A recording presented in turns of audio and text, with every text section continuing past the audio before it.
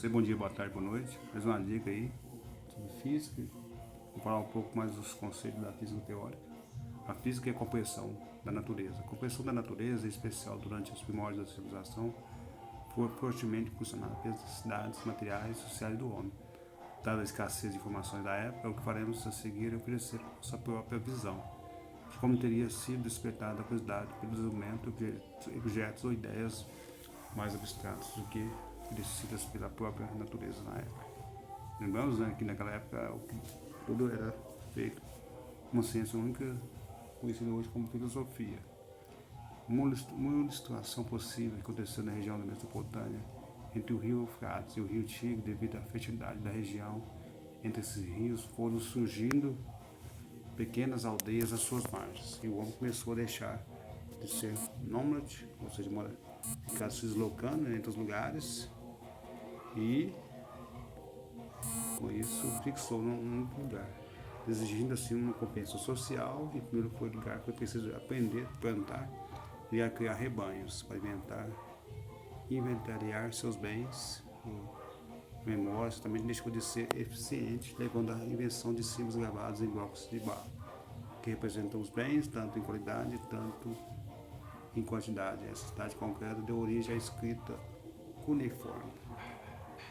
Em vários aí, né, temos a linguagem mesopotâmia, alfabeto romano, grego e outros da época. Egípcio. Na proximidade da convivência social deram origem a trocas de mercadorias entre indivíduos. Surgiu então a necessidade de um sistema contábil, bem como o estabelecimento de regras regulamentando o princípio de trocas.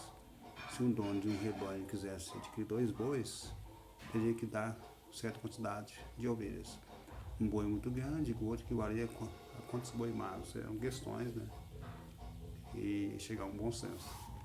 Eis é um importante problema que impulsionou a matemática, daí da necessidade de contar e numerar os objetos, teorias aritmética. O estudo do peso, volume, densidade dos corpos passou a importante comércio, dado que várias mercadorias eram assim avaliadas, começando assim os conceitos de medidas, né? A economia também foi grande gerador de necessidade de conhecimento da álgebra. Na Babilônia, por exemplo, a iniciação dos expoentes já eram conhecidos, estudado pelo cálculo de juros. Geometria, ramo mais antigo da matemática, teve sua origem provavelmente no período neolítico, no Antigo Egito, na construção das pirâmides, na Mesopotâmia, dos templos, porém, em palácio, né? Porém, ela teve um maior desenvolvimento porque é fácil imaginar surgiu a necessidade de medir distância, arcos, ângulos, coligentes, demarcação do território, por exemplo. Obras, né, também. Posteriormente, a medição de ângulos se estendeu para a astronomia. A mecânica, de forma análoga, natural, quando o homem começou a acompanhar o movimento dos astros.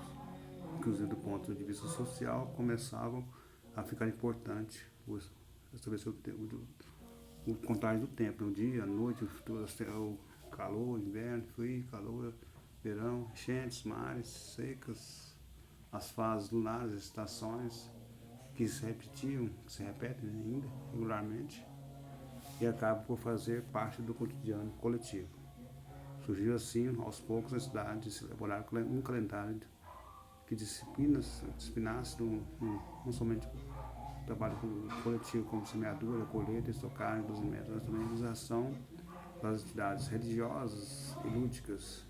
Enfim, com a construção das primeiras cidades da Mesopotâmia e do Egito, e com a necessidade de deslocar grandes volumes de massa para a construção de templos, palácios, pirâmides, sepulcros, onde surgiram as primeiras máquinas simples, com alavancas, panos inclinados, cuja utilização deram origem da mecânica, em grego, né? E egípcio, na base aí, baseado nas leis da física. Comportamento da natureza, a física e a matemática. A física é a ciência que procura compreender e descrever as leis que regem o comportamento da natureza. A construção de maior parte das teorias físicas, dentre elas a mecânica, segue o seguinte padrão esquemático: fenômenos, né, as previsões, teorias e leis empíricas. Fenômenos.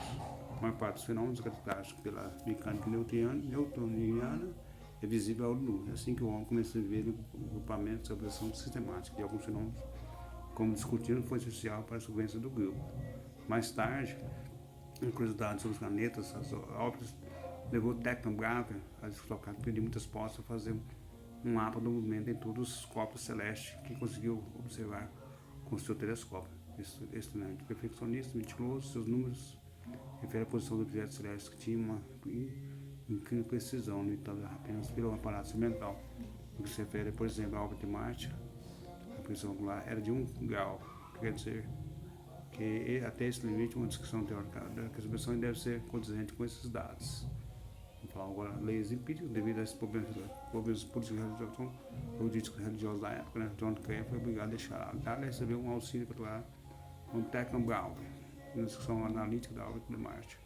Nessa altura da história, a influência das ideias da religião e das ciências, a dívida de Platão ainda estava impregnada nas mentes mais iluminadas. E um dos tipos dessa reflexão era o ciclo, pois o Kepler passou 5 anos só tentando ajustar ciclos nos dados opcionais de Tycho Brahe.